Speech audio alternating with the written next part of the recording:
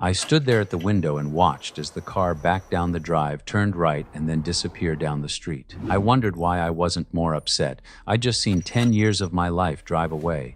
Shouldn't I have felt something? Shouldn't there have been something other than a shrug of the shoulders and an, oh well, I guess I should go and take care of that dripping faucet? As I turned and headed for the kitchen, I ran the events of the last half hour back through my mind. I'd come home from work to find my wife, Peggy, sitting at the kitchen table with a full glass of wine sitting in front of her. I knew something was up as soon as I saw her sitting there. First, she was home before me, and she never got home from work until a half hour to an hour after I did. Secondly, the understanding we had was the first one home would start dinner, and there was nothing on the stove. Lastly, there was the glass of wine. Peg rarely drank. I was no sooner in the room than she asked me to sit down and told me she had something to say. I grabbed a beer out of the fridge, sat down across from her, and she said, "Rob, I know you know this. There has been something out of sync between us for the last 6 months or so. I have no idea why we seem to be moving away from each other.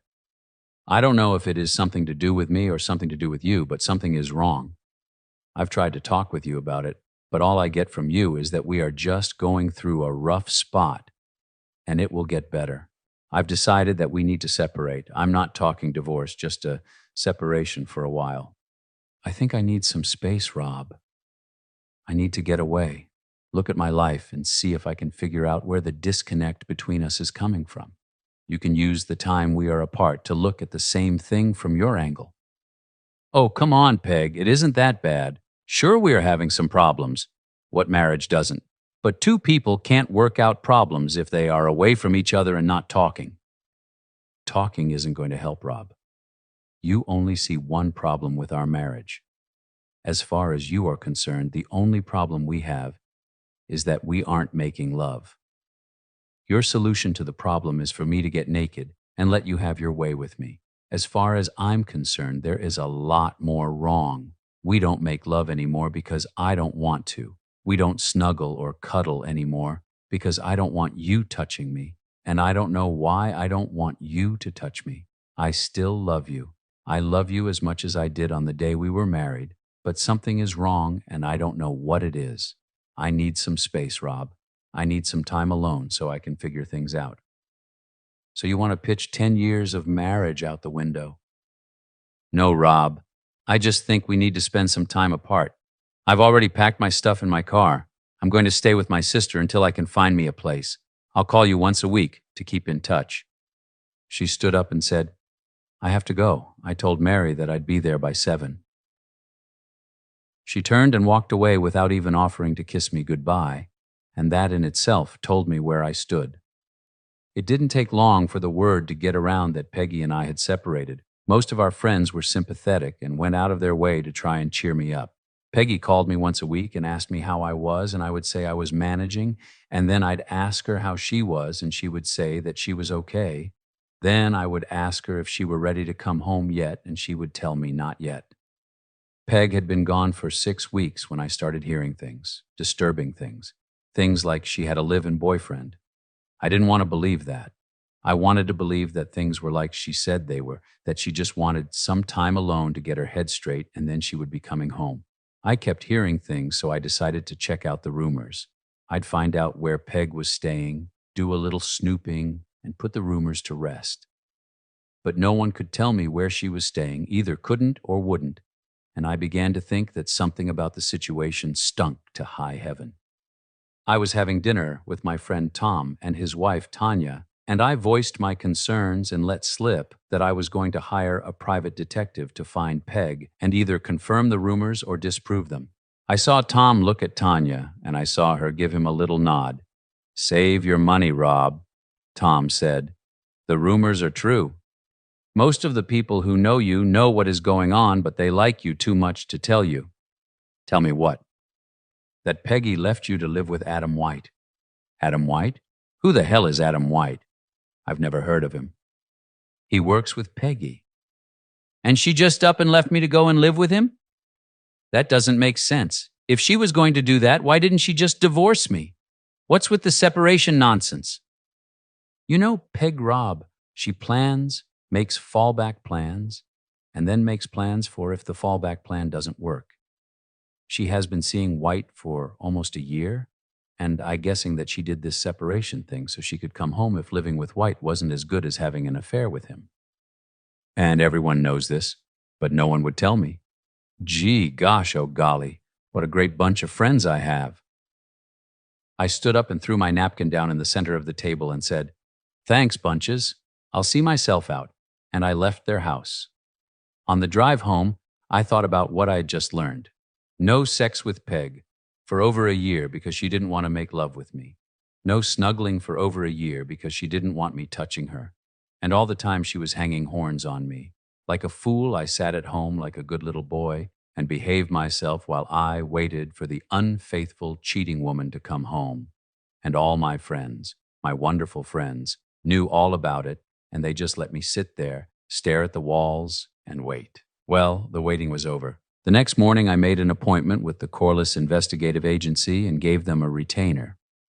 I told them where Peg and this White guy worked and told them I wanted all the dirt they could get me on the two, and then I went home and started making a list of everything that I need to do to sever my relationship with Peg. I'd wait until I had the report from the detective agency, but when I got it, I would have my list and I would be ready. Once the list was made, I sat back and thought about something else I needed to do. I hadn't been laid in almost 16 months, what with Peg denying me for a year, and then the separation. I'd been a completely faithful husband, but now that I knew what Peg was doing, I damned sure wasn't going to remain celibate any longer. I sat at the kitchen table sipping a beer and making plans to end my long dry spell when I remembered what Tom had said about Peg.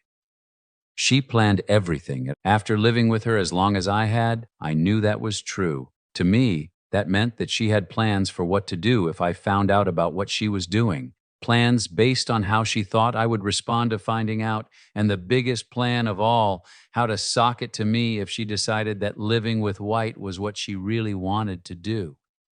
I could see her having me watched so that if I went out and dipped my wick, she would be able to use it against me in a divorce. All of a sudden, the list I had made was worthless because she might have planned for my reacting that way. It was back to the drawing board, and a new list took shape. And as it took shape, I saw that a lot of what I wanted to do would have to be done right away and not left until the last minute. And there were some things that I could do that would utterly demolish Peg. I smiled at the thought and wondered if she had a plan for when something like that happened to her. The next morning, I went to my bank to deposit my paycheck, and while I was there, I checked on the safe deposit box that Peg and I had there. I saw from the sign-in log that Peg seemed to check the box at least once a week, and when I saw that, I knew she was keeping track of me, and that at the first sign that I was on to her, she would pounce. I thought about that for a minute, and then I took the 5 certificates of deposit from their plastic envelopes and went upstairs and used the bank's copy machine to copy all 5, and then I went and put the copies back in their envelopes and put them back in the box. Unless Peg took the CDs out of the envelopes to check them, she would never know about the switch. Then, since I knew that Peg was checking up on me, I took my passport from the box and casually mentioned to the woman from the bank that I was going down to Mexico on a fishing trip. I left the bank with the 5 CDs in my pocket. I normally was into the bank twice a week on the average, and each visit I would cash in 1 CD, pay the early withdrawal penalty, and then hide the cash away when I got home. I wasn't a believer in credit cards, as I thought you could get in trouble too easily with them, so the only ones I had in my name were an American Express, on which the full balance had to be paid when you got the bill, several gasoline company credit cards, and 1 Visa card, with a low limit that was in my name only. Peg, on the other hand, had a good half-dozen credit cards in just her name, and some of them had high limits. I knew what the limits were because I paid the bills every month, and I made a list of the remaining account balances and set it aside. I would make sure that I paid the minimum payment on those cards to keep them in good standing. I sat down and made a list of all the things that I would like to have, and then I went online.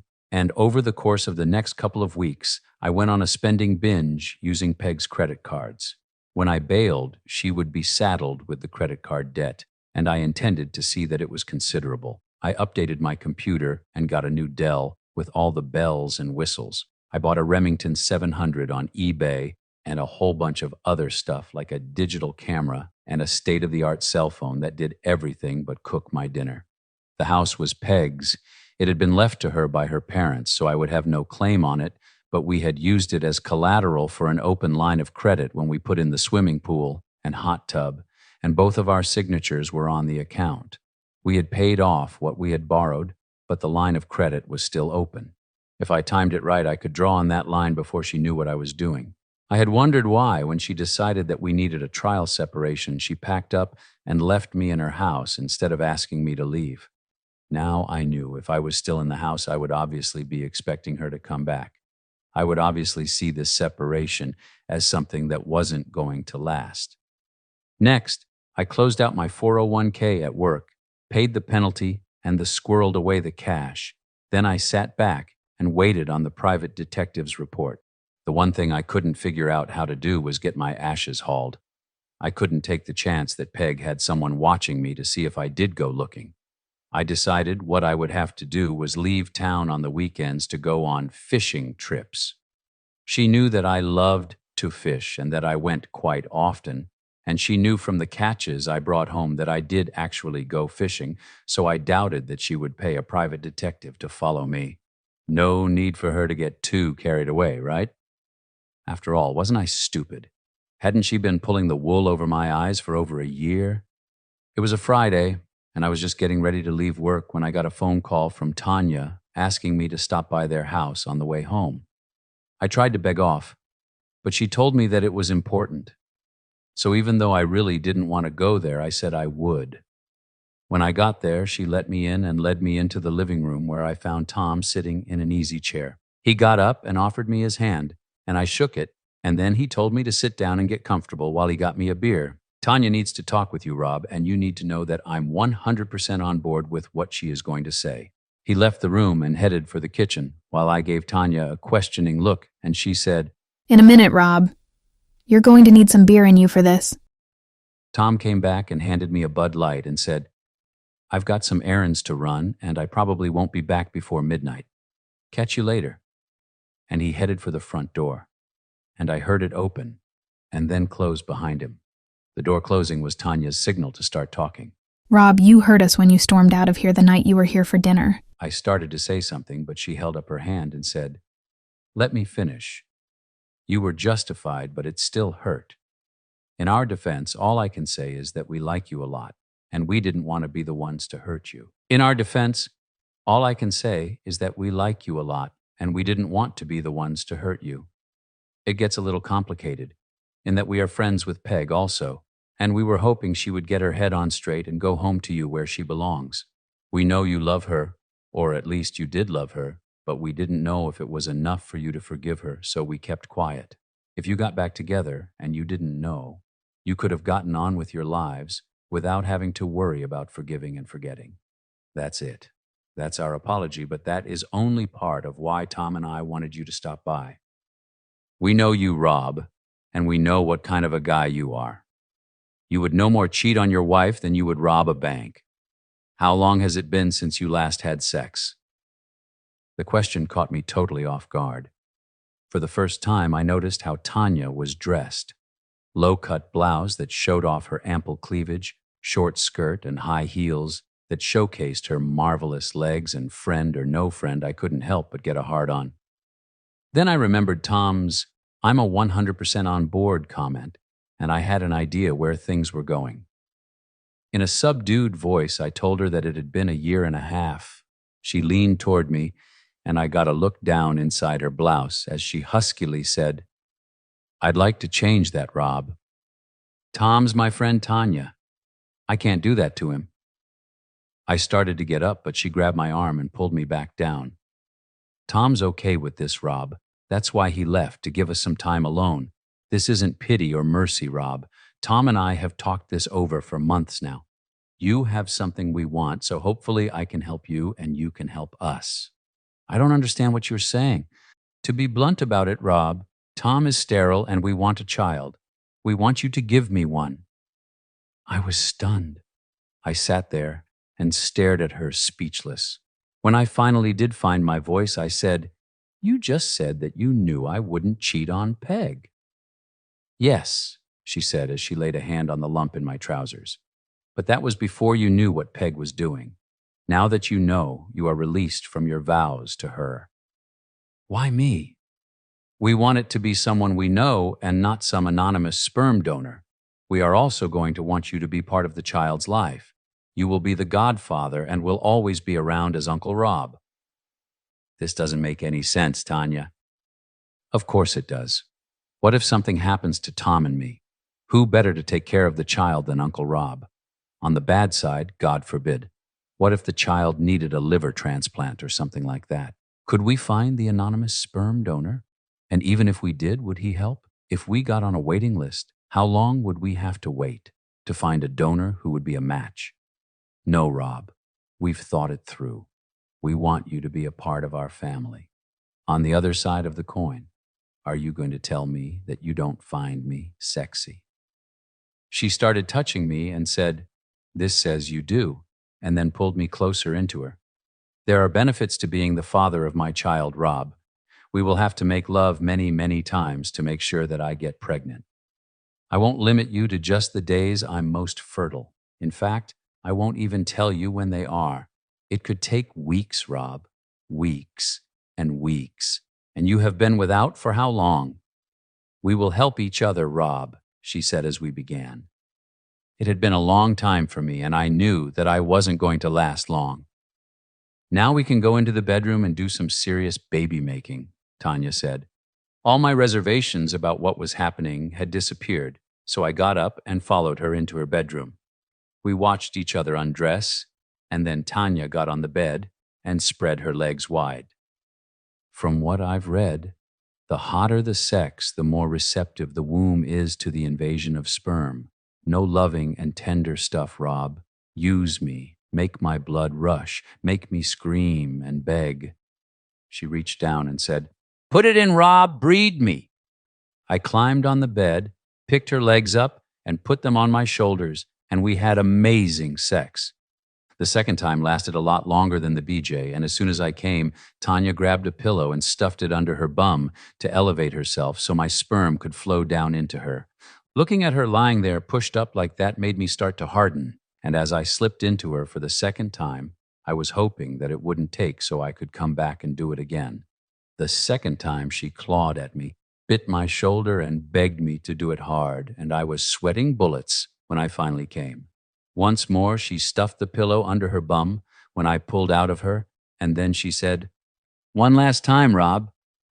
I did Tanya one more time before I left to go home, and just before she let me out the front door, she kissed me and thanked me for what I'd just done. I'd like to do it every day until I get pregnant, but Tom is used to making love 3 or 4 times a week, and even though he is okay with this, I won't give him sloppy seconds. Call me tomorrow, okay? I thought about what had just happened all the way home, and as I pulled into the driveway, it occurred to me that if Peg was having me watched, she would find out about my visits to Tom and Tanya's and notice that Tom left, but that I stayed for several hours after. The next morning, I called Tanya and explained my thoughts to her, but she told me not to worry, that no one would see Tom leave because he didn't. He went down to his basement workshop and stayed there until I left. That information gave me pause. It was one thing to make love to Tanya when Tom was gone, but could I do it if I knew he was in the house? Tanya must have known what I was thinking, because she said, "Don't worry, Rob. It will be okay, I promise." That afternoon, I got a call from Tom asking me to have a drink with him after work. Talk about awkward. Try sitting down with a guy you have known for 20 years, who is a good friend and whose wife you have just screwed with his knowledge. He must have known what I was thinking, so he cut right to it. "I know this is awkward for you, Rob. Hell, buddy, it is awkward for me. But I have to talk with you about the situation we are in. First off, and I told you this when I left you and Tanya alone, I am 100% okay with it. I mean that, Rob, but that said, I have to tell you that Tanya didn't tell you the full truth. I know she told you about wanting a child and about me being sterile. But I also know that she didn't tell you the rest of it. To be blunt about it, buddy, I can't get it up. I haven't been able to make love to Tanya in over a year. My God, that is why she was so hot last night. She was playing catch up. And her telling me that she didn't want to give Tom sloppy seconds was her way of covering for his inability. She didn't want me to know he was impotent because she didn't want me to think less of him as a man. Not that I would have, but she didn't know that. What a difference between her and Peg. Tanya put Tom first, even in difficult circumstances, while Peg thought only of herself. I don't know if it came through to you last night, Tom went on, but Tanya is an extremely sexual person. My not being able to perform was driving her up the wall. She has tried hard to hold it together, Rob, but sooner or later she was going to cheat on me.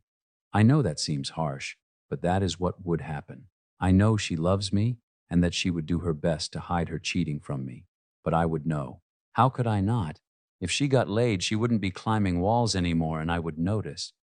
I love her, Rob. The woman is my life. If I didn't have her, I would just die, and that's the problem. If she snuck off and cheated behind my back, I couldn't live with her. I would know why she did it, and I would understand why she did it, but I couldn't live with the dishonesty of it. The only solution, at least as far as I could see, was to make it happen out in the open.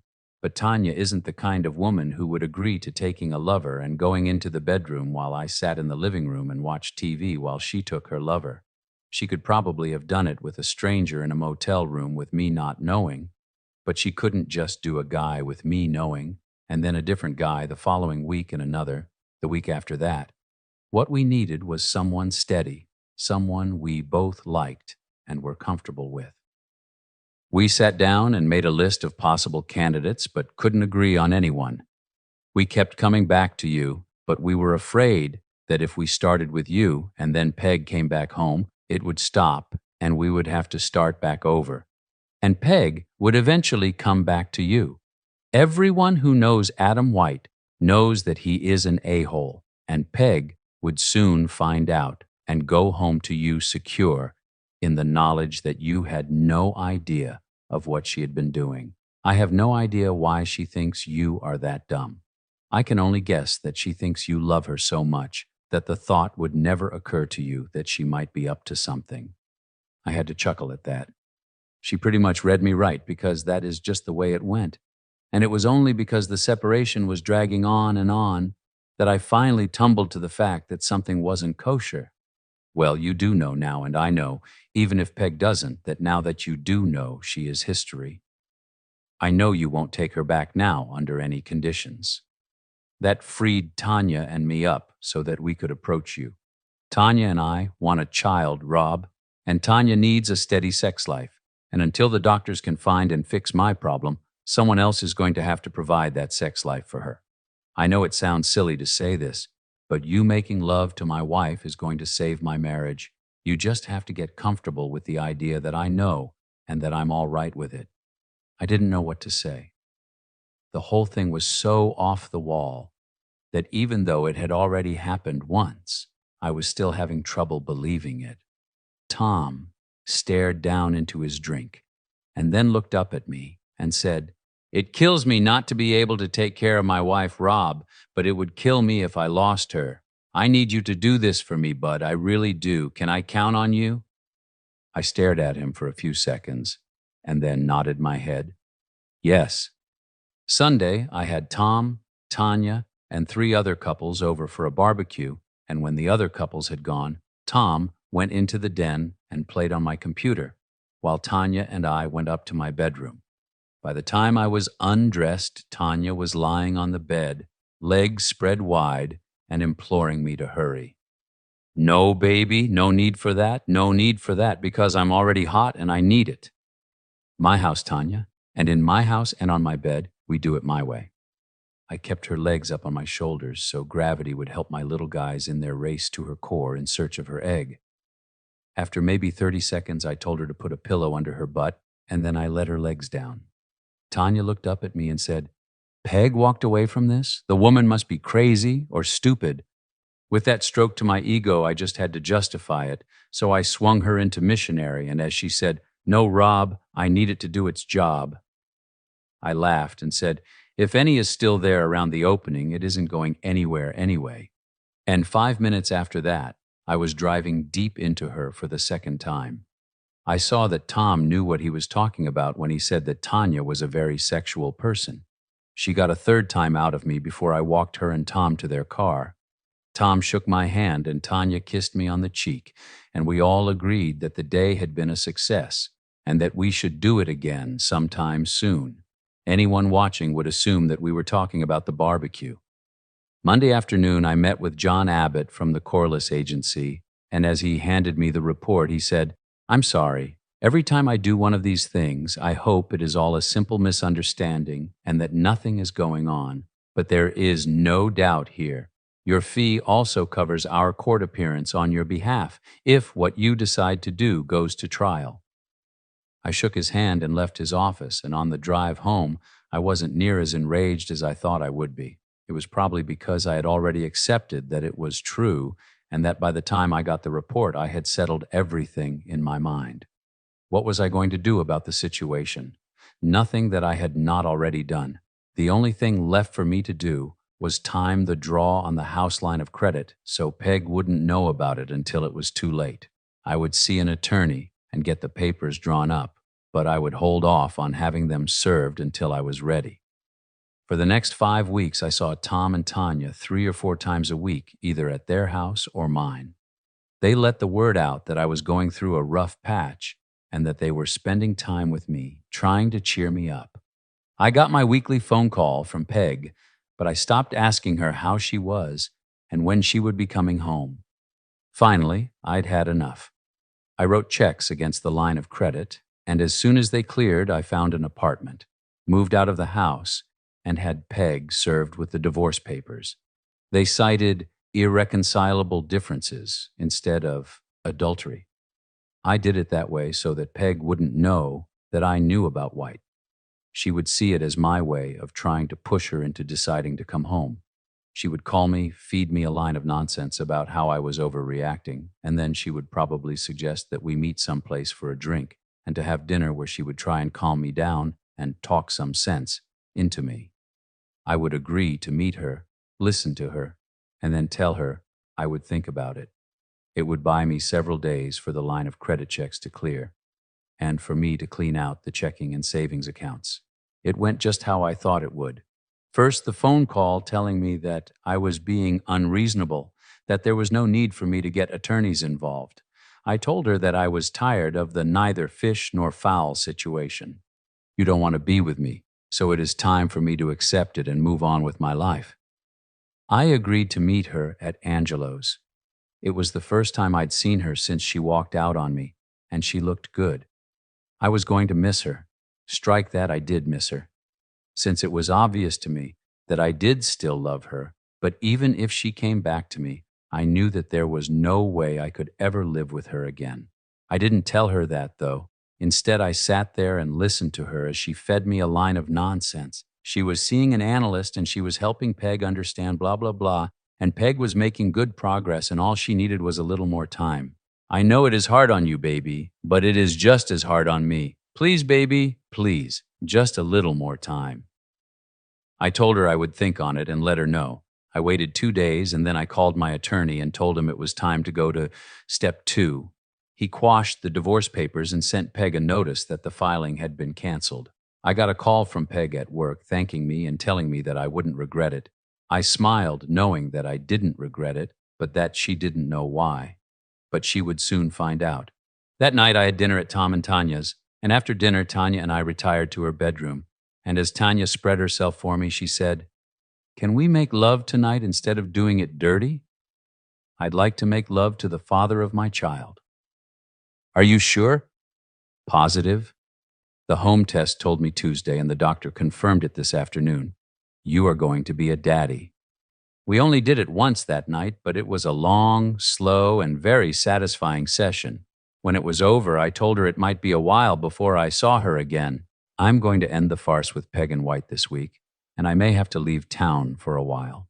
Don't do anything too drastic, lover. I am going to need the father of my baby to be around. That would be Tom, sweetie. You need to start thinking like that.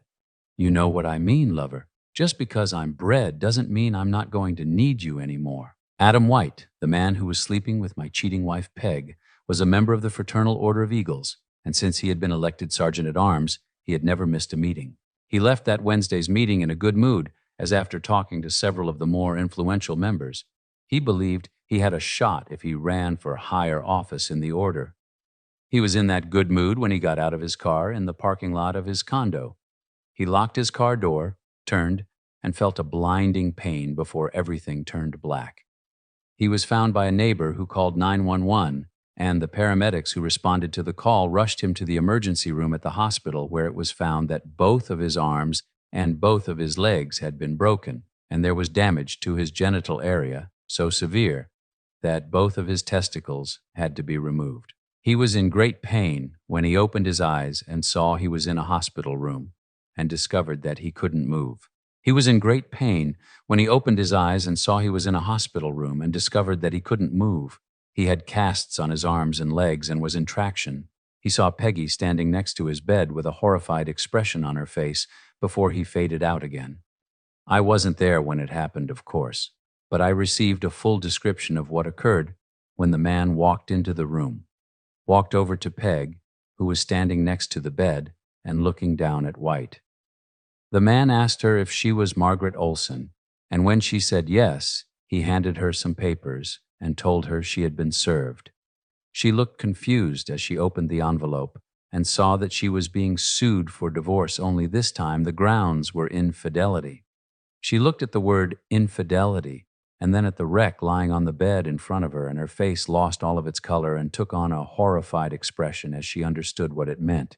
She moaned, "Oh my God," and then she sat down on a chair and started crying. I stuck around long enough for the police to ask me where I was that night.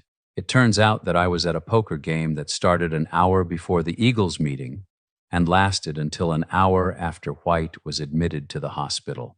Peg paid for my alibi, although she didn't know it. The guys were on my side and would have done it for free, but the object of the exercise was to stick it to Peg, so I used her credit to show my appreciation. Home Shopping Network took her Visa card number for the digital cameras that I gave Bill and Steve. eBay charged her MasterCard for the laptop I gave Mike and the 19 flat-screen monitor that I gave Phil. She even paid for the aluminum ball bat.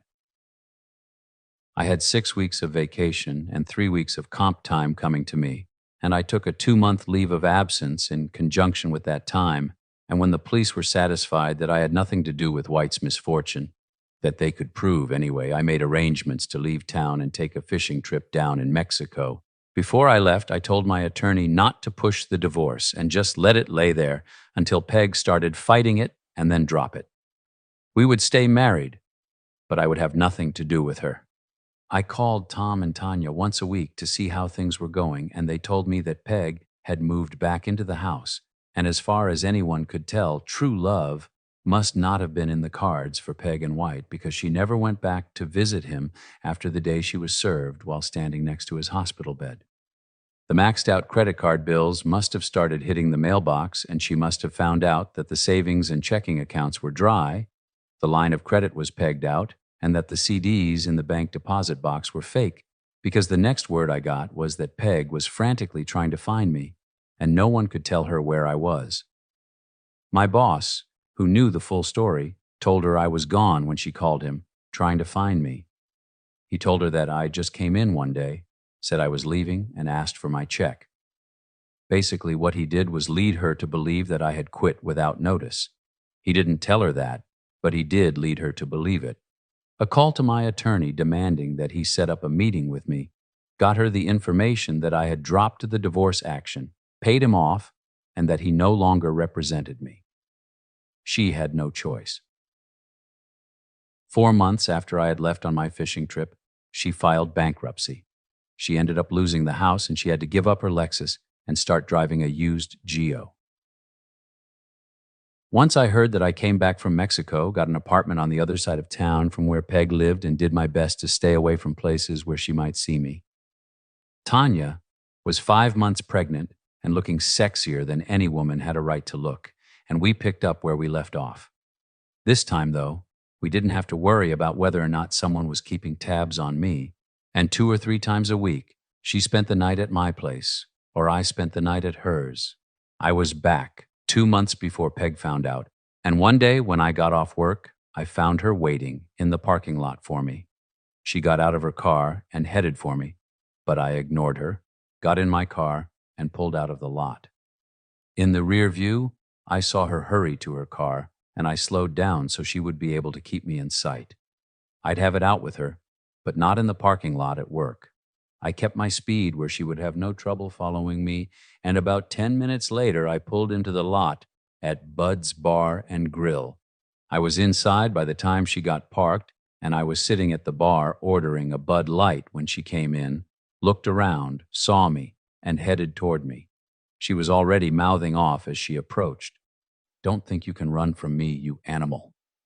I know Peg, and so I knew what she would do, and I spun around on the stool and caught her wrist as she swung at my head. I squeezed as hard as I could, and she gasped in pain as I said, "I have every reason in the world to want to hurt you, Peg, so best you don't push me too far. You keep your hands to yourself unless you want to feel some real pain." I let go of her wrist and said, "I wasn't running from you. I drove nice and slow so you could follow me here. I wasn't going to air your dirty laundry in the parking lot where I work. It doesn't matter here because everyone here already knows you are a cheat. I want to talk to you." "I don't want to talk to you. I've already listened to enough of your lies." "I want my money back." "What money would that be, Peg?" "You owe me the money you took out against the house, and half of everything else we had was mine, and I want it." "Well, you ain't going to get it, Peg. My position on the matter is that it was restitution for what you did to me." "What is it the lawyers say when they sue? Compensation for pain and suffering and loss of conjugal rights? I figure what I got just about covers the pain and suffering I went through for going without sex for 1.5 years while you were giving it away to someone else, and for the humiliation I suffered as everyone that I knew looked on me as stupid cuckold. Damn you, Rob. I lost my parents' home because of you." "Big deal, Peg. It couldn't have meant all that much to you since, as I recall, you moved out to shack up with another man." "I mean it, Rob. I want that money." "Here is a news flash for you, Peggy. You will never get a dime of it from me. You tried to screw me over and you got caught and I made you pay. Live with it. I guess we will just have to see what the courts say." "Doesn't matter what they say, Peg. Here is the way it will work. You will have to get a lawyer and sue me for divorce to get me into court so the court can issue an order as to the division of assets. As soon as you sue, I will counter-sue. A good lawyer can stall things for 6 to 8 months, and during that time you will be paying your lawyer. Can you afford to pay him to get nothing? I have all the evidence I need to fight you in court, and if I win, you will be destroyed. Worst case scenario for me is that I'm ordered to split the assets. I say, "Okay, Judge," and leave the court. You and your lawyer wait and wait and wait for the money, but the money never comes. You call me, but I don't take your calls, so your lawyer, who you are still paying, goes back to court and gets a court order telling me to pay by such and such time. You and the lawyer wait and wait, and when the deadline arrives, you still haven't gotten a dime from me. Your lawyer, still billing you for his time, goes back to court and gets a judgment against me. I have no savings or checking accounts that can be attached. My car is a lease, so nothing for you there. I live in a furnished apartment, so there isn't anything there you can get. All you can do with your judgment is garnish my wages, and the first time that I get a paycheck that has been garnished, I will quit my job. So what do we have here, Peg? A good year's worth of lawyer's fees out of your pocket and all for maybe $200 out of one paycheck. All that's left for you to try is to go back to the judge and get him to threaten me with going to jail for contempt of court if I don't comply with his orders. All that will get you, Peg, is a postcard from me from some small fishing village in Mexico where I will take up residence until my money runs out. And I've got a lot, Peg, thanks to you. Face it, Peggy, you screwed me over, got caught, and I got even. Consider yourself fortunate. Think about what happened to your boyfriend, and consider yourself very fortunate. He lost his balls, and now he can never screw with another man's wife. You, on the other hand, can still spread for anyone you want. I knew it. I knew you had something to do with what happened to Adam. What you think you know and what you can prove are two very different things, Peg.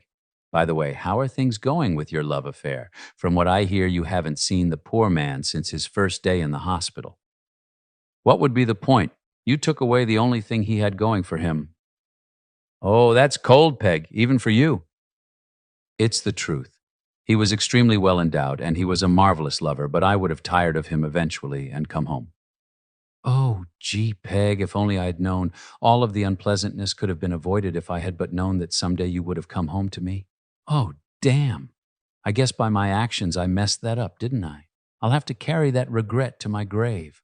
Oh, what a joy life could have been had we only communicated better. You can be such an a-hole. Yes, Peg, and you are a worthless, cheating woman. I finished my beer, got up and said, "Have a rotten life, Peg," and I left the bar. 3 days later, I was served with divorce papers citing irreconcilable differences. I didn't contest it, and she was awarded half of the marital assets, and I was ordered to pay her the money, borrowed against the line of credit. I wished her luck in getting anything and tossed the final decree in the trash. She must have believed me when I told her how things would go because I never heard from her again. One interesting thing came out of the mess. Everyone was agreed that White was an a-hole. But even a-holes can have a friend or two, and one of White's was Peggy's boss. He wasn't happy with the way she treated White after his misfortune, and he fired her. Well, fired isn't the way it was put. A downturn in the economy necessitated a downsizing, and Peggy was let go, but everyone knew that she was fired.